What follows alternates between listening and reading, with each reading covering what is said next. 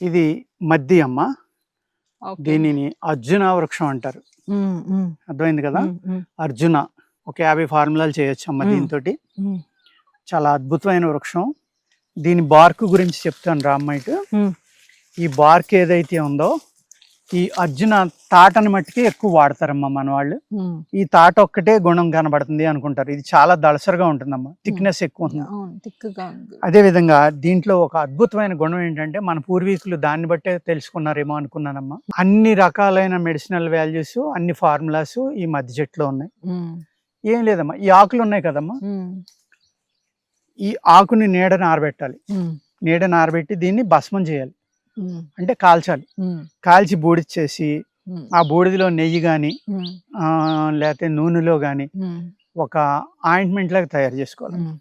ఎటువంటి గాయమైనా సరే తగ్గించగలిగే గుణం ఈ మద్దాకులో ఉంది.